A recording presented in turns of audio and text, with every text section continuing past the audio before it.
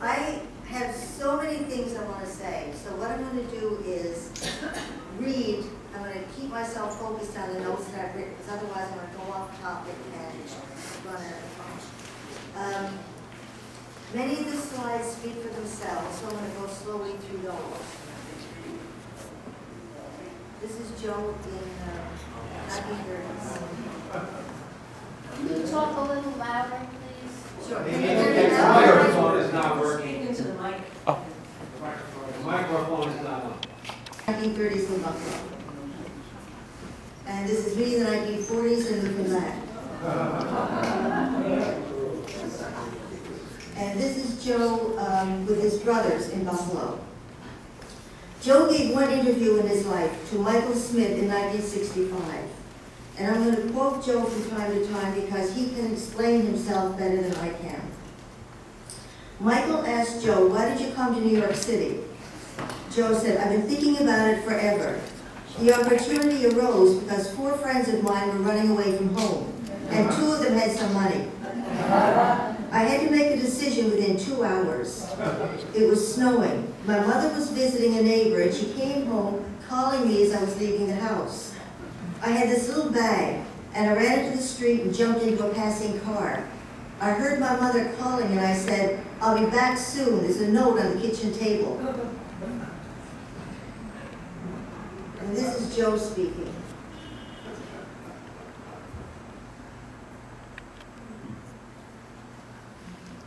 So from time to time, I'll just give you a slide to read that's him speaking his own words, which explain things better than I can. So he was 16 at this time. Joe worked and saved for 10 years. And Michael asked him when he started thinking about the Caffé Cino. Joe said, "I started thinking about it in 1954. I knew a lot of painters, so my thought was, I'll give them the room and space, and they'll be responsible for hanging and so on. A friend knew that I was looking for a place of some kind.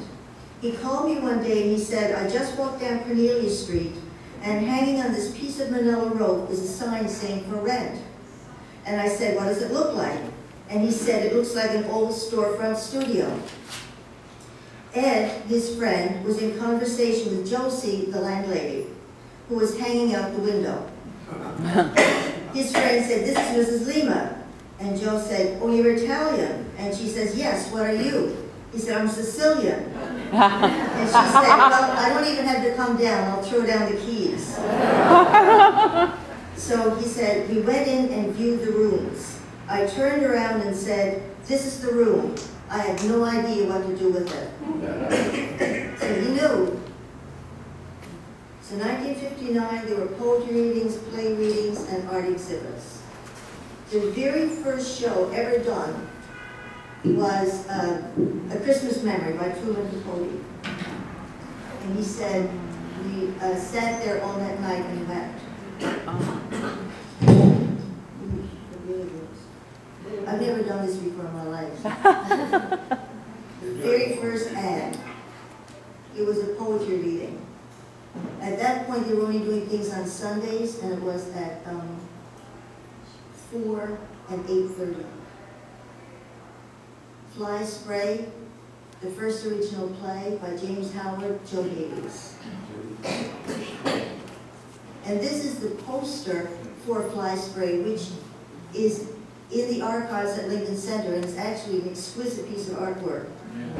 And it's on board, which is probably why it survived. It's not on posters, I got a heavy board. And it's a beautiful piece of art. This is the reverse side of the poster. Eggs Chino, I like that one.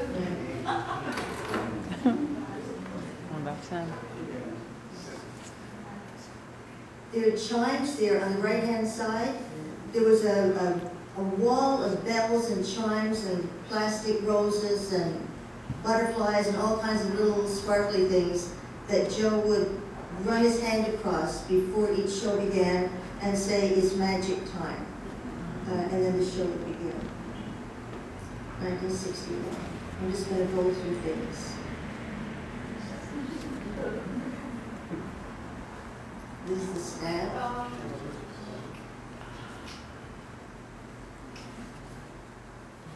That's an early photo. And that light, that Tiffany Snow light, you'll see that in several pictures. That's towards the back by the coffee machine. So wherever you see a picture with that light in it, you know Joe was standing there watching. So the stage at that point was simply whatever space there was between the customers' tables. You could do a whole evening about Doris. He produced 4 plays in '61. And this is him on the set of And He Made Her. And he's considered the first Caffé Cino playwright simply because of the work that he turned out in 1961. This is the menu, which is the actual menu. Not after I wrote some that was the name of a play. The menu on my, this was the menu that was used throughout the whole history of the cafe. And it's a beautiful piece of artwork as well as the menu is. And all of these things so far are in the archives at Lincoln Center. So if anyone is really curious about that, I encourage you to look there. Clarice wrote 3 plays in '62.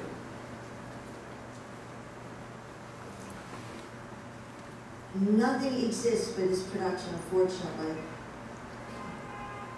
But apparently it was the first piece of absolute magic in the room. 2 children running on Cornelia Street. And you can see the door there on the right. Just remember that, because that's going to come up a couple of times. In 1963 and 1964, I counted, there were 81 productions in those 2 years. So it's not possible to obviously show any documentation for all of them. But it was a pretty important time. The first reviews started coming out on a regular basis. There were 2 shows nightly, 3 on Saturday, and the Cino became eligible for the Obie. So I'm just going to go through the pictures. Oh, and also plays were about 30 minutes because Joe said people couldn't sit any longer than that. Right. And if a rehearsal was happening and people started to run over, he hit the bells. So the director and playwright knew they had to start editing. So I'm just going to go through these one by one.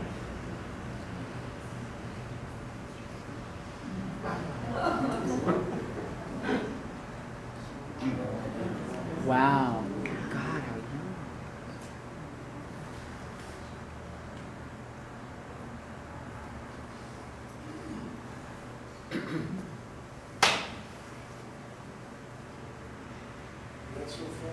If that tell me, I didn't tell me. I'm worried about time. I want to get everything in. Okay. You'll see Lanford referenced a lot because as I did this, I counted how, not because intentionally, I just counted because it was documentation of how many times people worked there, and Joe gave the room to Lanford 15 times. So there was no one who even came close to having the room that many times. So that's why he's referenced so much. He was there. This is when things really started to change. The city was fining coffee houses on a pretty relentless basis. Joe had a valid restaurant license, but there was no license that would allow him to put on the kind of shows that Cino was doing, which was art and theater. It wasn't a nightclub. They were doing shows, but it wasn't a nightclub type theater. It was art theater.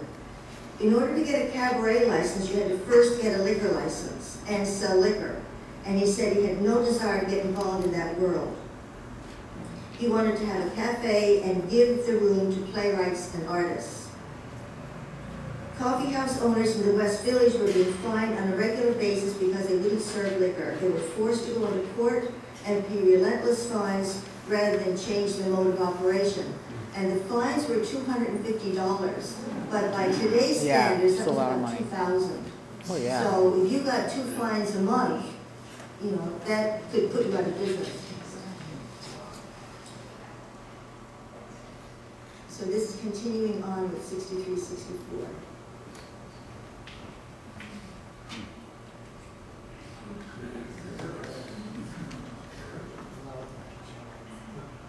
(1965), this is the pivotal year. War opened on March 2nd. Okay? The very next morning, the cafe burned. Pardon? Too fast. I'm going too fast? I'm sorry. Okay. The cafe what? The cafe burned. On March 3rd, the following morning, a fire caused by a gas leak completely destroyed the cafe interior. Like everything with the Caffé Cino, there are endless theories, but the result was a fire destroyed the cafe. Credit for containing the fire, didn't go up through the whole building, was the fireproof ceiling recently installed as part of a new lighting system. Ironically, the final payment for the ceiling had been made 2 days before the fire. If I start going too fast, please tell me. This is the benefit, the program for the benefit that was organized by Edward Albee. And if you look at that program, which is a phoenix, you see that the wings are forks, knives, and spoons, and the body is theater curtains. And it's rising up under That's the flames beautiful. in a coffee cup. So it's actually a beautiful piece of art. And that's in the archives also. They moved to East 4th Street. East 4th Street? That's, No, that's where the benefit was. Yes. This is Joe and Edward Albee at the benefit. There was an outpouring of help, several benefits, and a major benefit organized by Edward Albee. Ellen Stewart gave La Mama to Joe on Sunday and Monday nights while the cafe was being rebuilt. So for the next 2 months, all the productions that were supposed to get the cafe were at La Mama. This is Joe and Katukas at La Mama in '65. At a rehearsal for maybe Frustrata.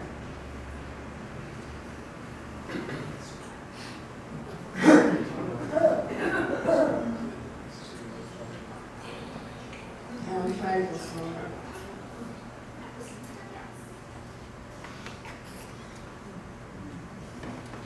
So 2 months later, 8 weeks later, the cafe reopened with Preachers Make My Way by Katukas. H.M. Katukas is far right.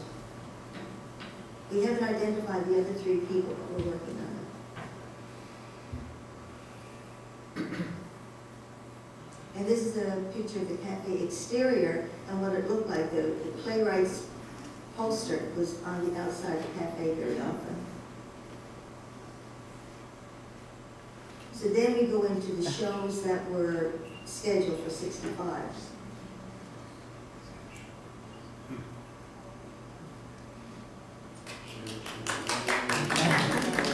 Mr. Hyde is in the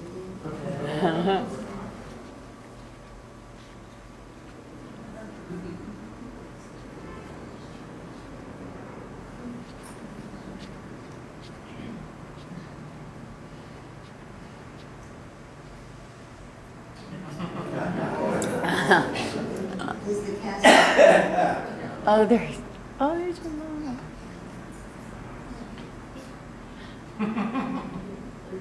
This is just a great shot. It's Edward Albee, Langford Wilson, and Paul Foster, and I have conflicting names for the other 4, but I'm working on that too. I wonder if they were.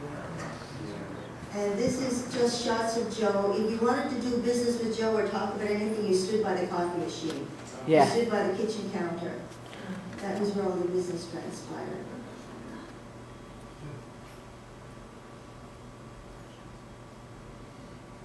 In 1966.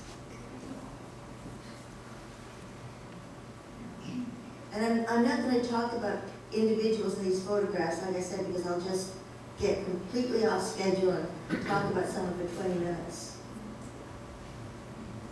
So this is another cast and crew picture.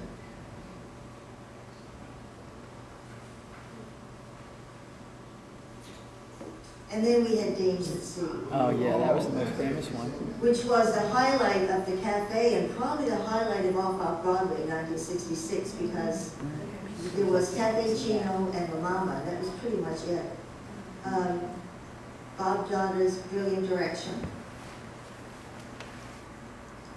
this is a rehearsal, and the stage, if you look, you can see the stage is about 8 feet by 8 feet.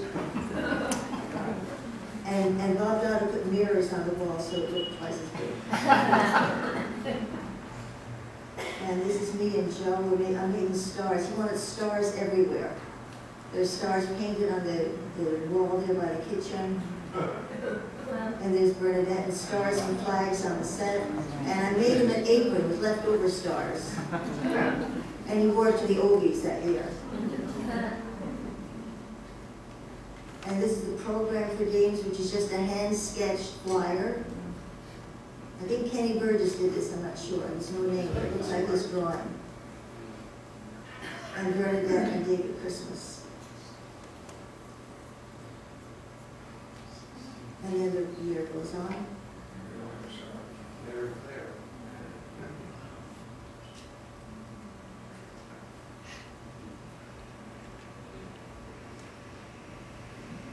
And then we had the first emergency comic book production, which H.M. Katuks is Wonder Woman. So I'm going to read Donald Brooks' words, because Donald Brooks was in the lighting booth that night. See, he knows what happened. He said, I was to run lights that evening and had been waiting for the actors of a John Weir play to arrive. Katukas was hanging out with Joe at the counter and eventually headed for the exit. In a misunderstanding, John Weir did not appear with his play. I was reading a Wonder Woman comic book. Upon hearing Joe say, what are we going to do? We haven't had something. I showed him the comic book and said, let's do this.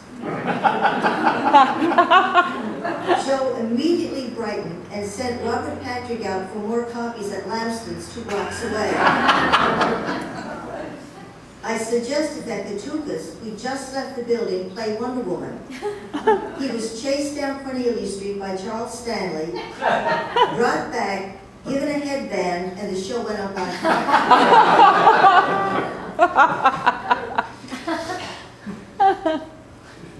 1967. Close. Oh, beautiful.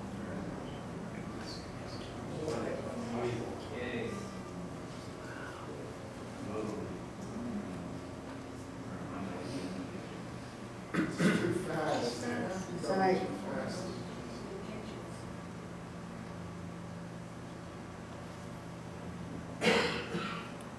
Okay, so this is where I need to stop for a second.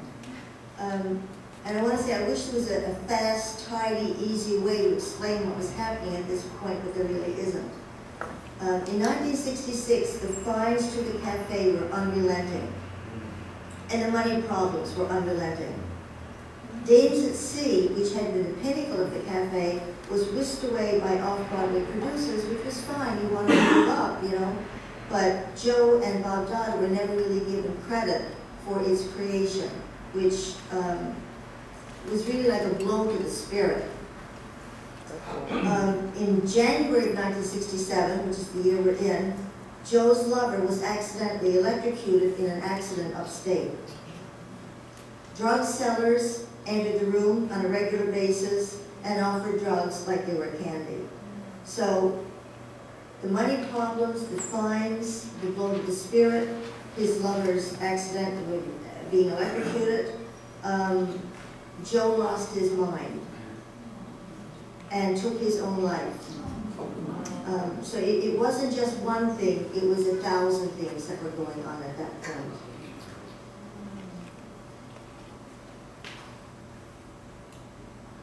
He was 36 years old.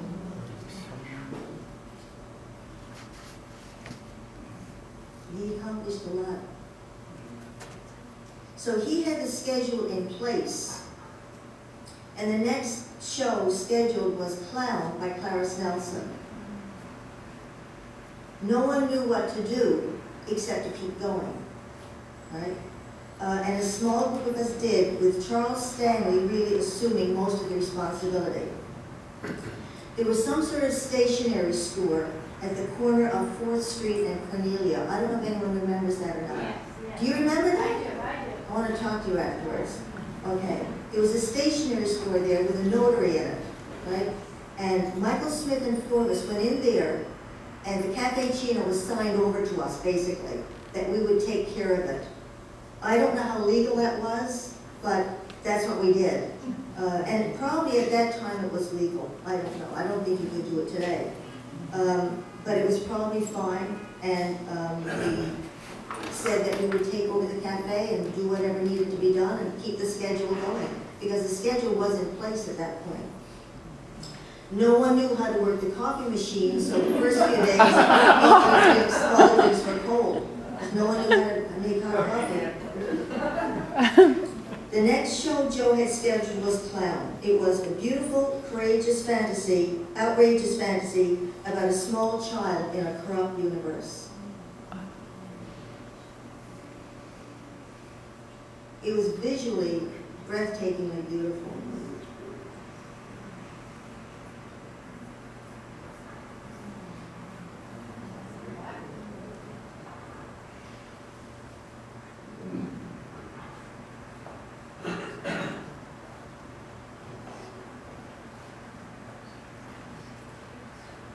And then Carlos among the candles. The poster is standard intentional illegibility.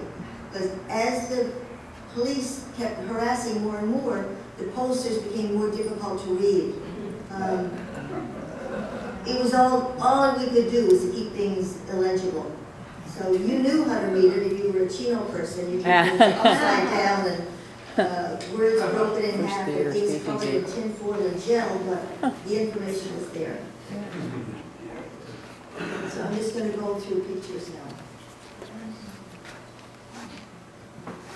And then we have the second comic book emergency collection. And I'm going to read a couple of paragraphs from that later because it explains exactly how the comic book production took place. That mirror is from Judson. Charles grabbed it one in 1 minute. And this is Snow White, the Seven Dwarfs, because every night the dwarfs were different and the number was always changing. And this is after hours. This was probably around August. This was around the time of Snow White, because Bob Waller was on the left-hand corner, was the prince, and then it's me, and it's Charles was the magic mirror and did everything, and then there was H.M. Katukas was the evil queen. Deborah Lee is a friend of Robert's, now his wife, they're married. So this was a Sunday night, and there's a money box there. You see the gray money box that Charles has, and he was literally counting the money to see how much money we had at the end of that week. People passed a basket, performers passed a basket after every show, and that's really, you know, it's like you look back on it now and you go, this is insane, this couldn't work, but that's how it was working, and the little bit of money that was made selling coffee and pastry. But you can see like this kind of fatigue on people's faces at that point. Because we were just going, because we didn't know what else to do except keep going.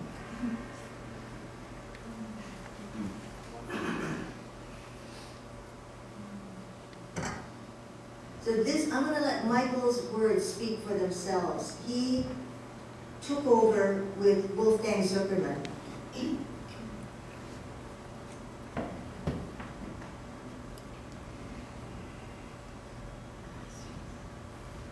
So you see, the harassment really never let up. It never stopped. And it played, I mean, many things were going wrong. Joe was gone, we were exhausted. Some people never came back to the cafe again. People, all different people reacted differently. But between the money problems and the constant, relentless fines from the city, it was really getting really impossible. But we kept going.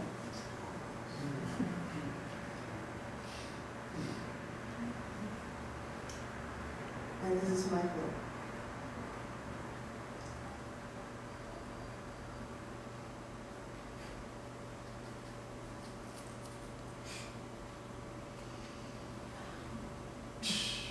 So this is March of '68.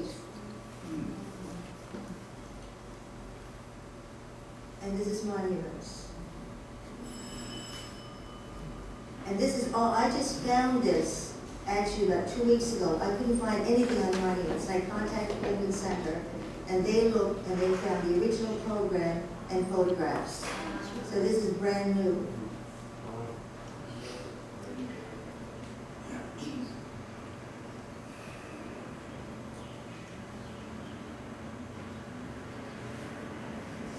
And then this is the final moments, and I just thought it was such a beautiful, beautiful shot. The light almost looks like the moon. And that's Diane Freeman herself. Okay, so now we're up to 68, which is when the cafe closed. And now we're here tonight. So what happened in between? That I'd love to do on another evening sometime if we can. Just like what's happened. Because the cafe, obviously, the doors closed in 1968, but the Caffé Cino didn't stop in 1968. So in 1979, this is sort of like a one paragraph about how this all happened. In 1979, I contacted Jim Gossage, who was the photographer for most of the photos that you see tonight, probably 3/4 of them. In 1979, I contacted Jim Gossage, one of the main Caffé Cino photographers, and asked if any Cino pictures still existed. I was living in Woodstock at this point, and people were gone in all different, most people were gone in different directions, and a lot of people weren't even in touch with anyone, with each other anymore. So I contacted Jimmy and I said, do any Cino pictures still exist? Over the next 2 years, he mailed me literally hundreds of photographs. He mailed me duplicates of what he had because there was something good about more than one person having all this documentation. I contacted Edward Albee because I knew that I had something really special here, but I didn't know what to do with it. So I contacted Edward Albee for guidance. He gave me a list of people to contact. He contacted the Schubert Foundation because Albee wanted to get me funding so that I could work on this. They only funded organizations, and I was just me, I was one person. But someone put me in touch with Lincoln Center Library for the Performing Arts. And I went up there and I met a woman named Dorothy Swerdlove, who was the head archivist at that time. Came down from Woodstock, brought probably 75 photographs with me. She gave me a date right on the spot, said, we want to do a show on the Caffé Cino. So she gave me a date of 1985. And this was probably 1981, something like that. So 81, 82, it was about 3 years in between there. I started contacting every single Cino person I knew and started borrowing posters, flyers, programs, reviews, whatever you got, lend it to me or lend it to us, and we'll give it back at the end of the show. And I think everybody got that. There's been some dispute about some people not getting some things back, but I think it all turned out pretty perfectly. So the show itself, the exhibition itself was absolutely stunning. If anybody, I'm sure some people here saw it. I have at least 100, maybe 75 photographs of that exhibit. And they're in the archives at Lincoln Center.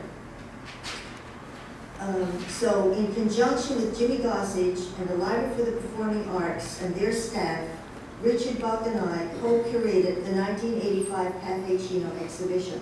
And these are just a few pictures from it. The walls were filled with the walls of the Cino in a way. It was photographs, documentations of plays. There was a stage sort of center back there with the costumes that were worn at the Cino. On a stage about the same size as the Cino stage. And there's stars everywhere. Kenny Burgess said you can never get too many stars. And this is another shot.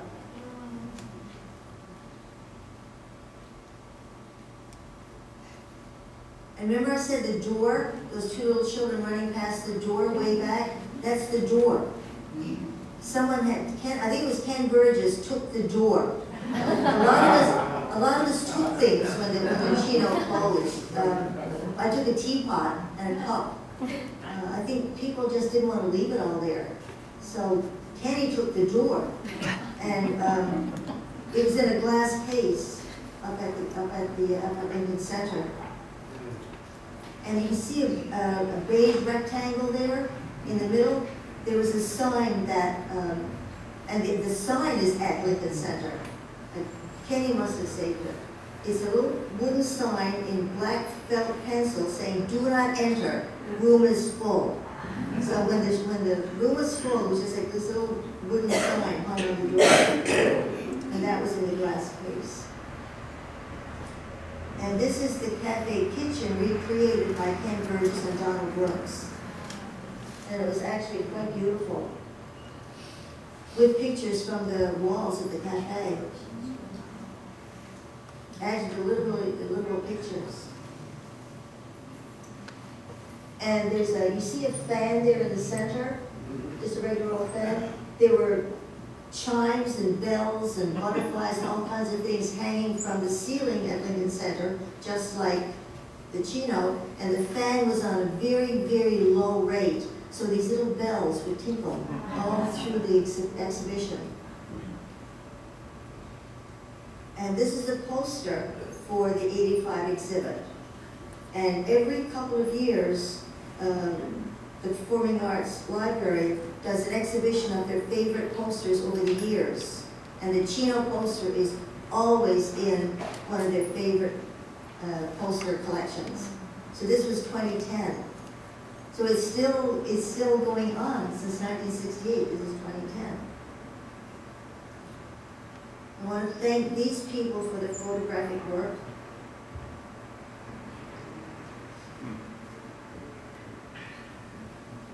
The amount of people who've taken pictures of the Caffè Cino is amazing.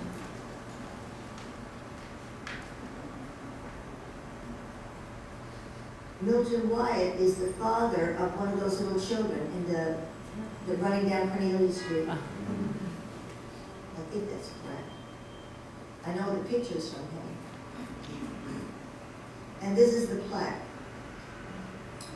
On April 28, 2008, the Greenwich Village Society for Historic Preservation, which is the group who sponsored this program tonight, sponsored an event with Christine Karanitsky from the New York Public Library for the Performing Arts to discuss the history of the Caffè Cino.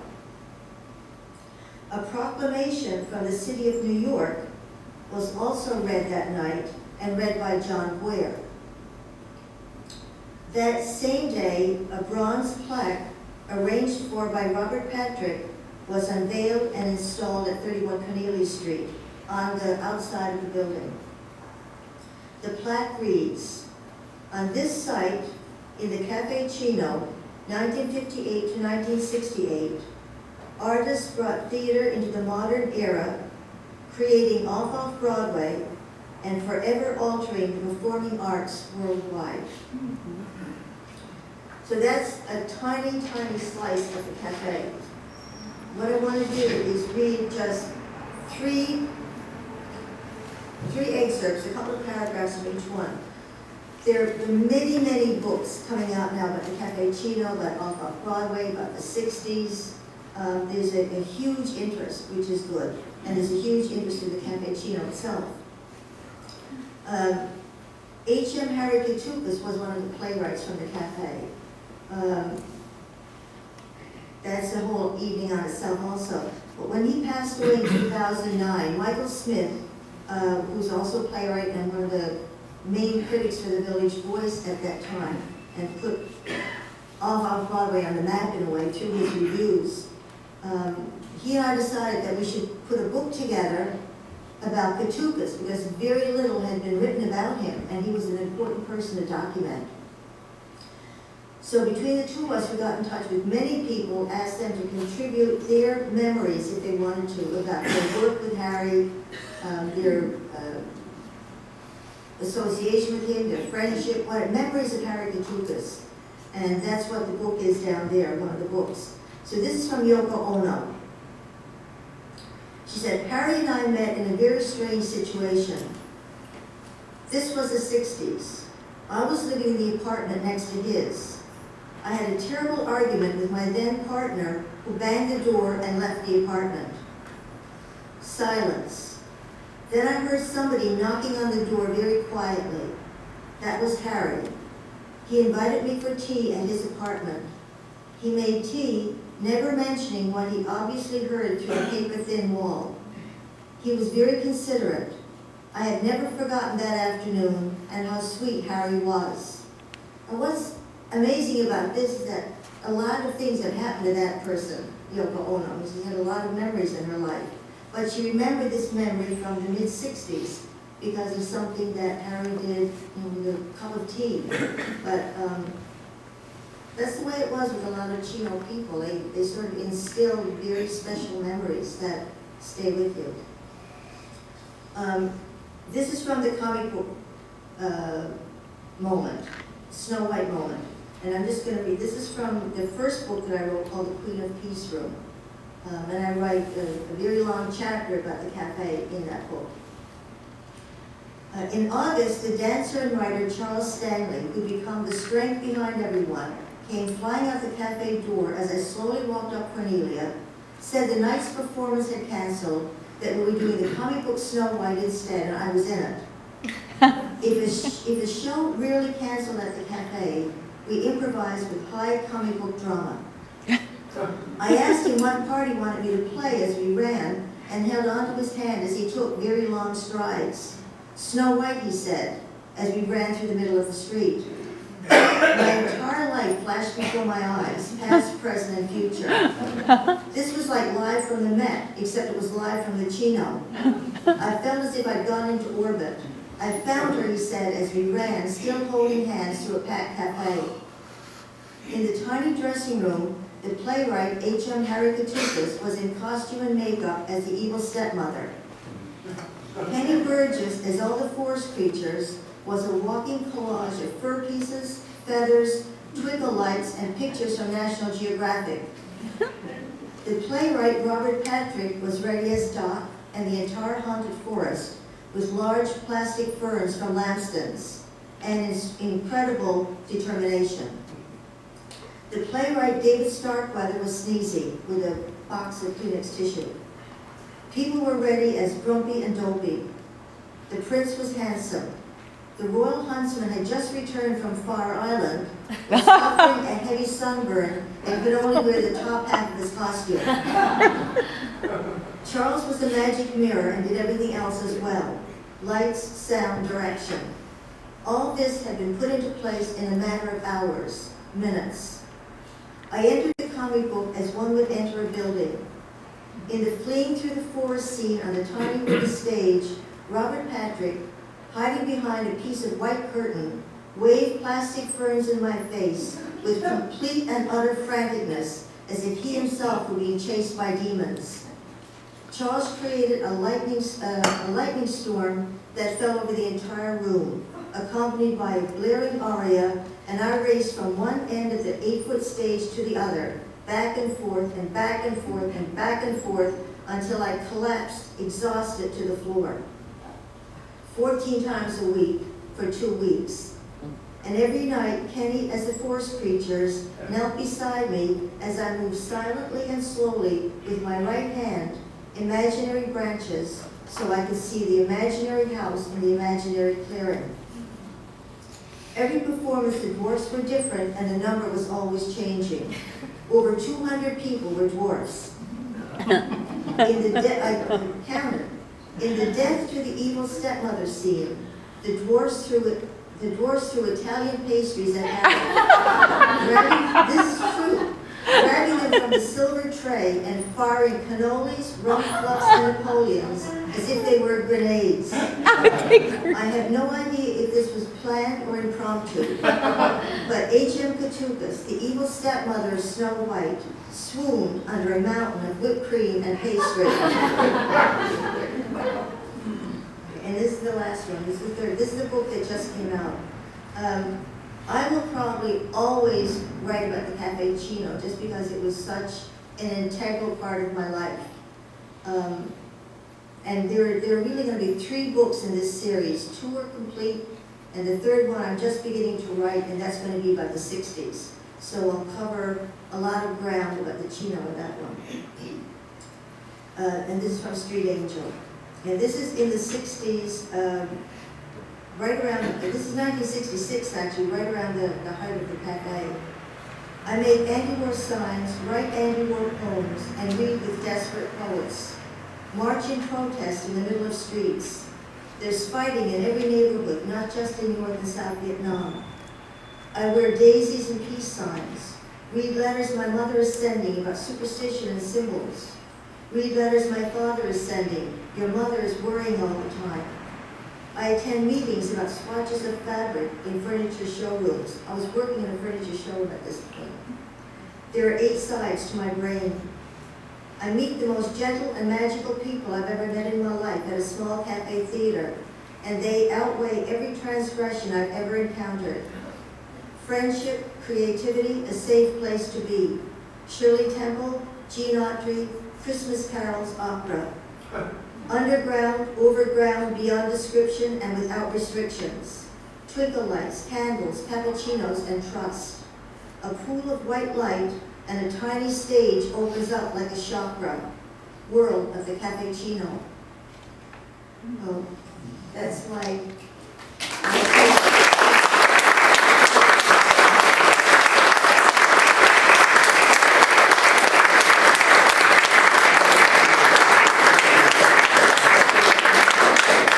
That was hard putting 50 years into about 40 minutes.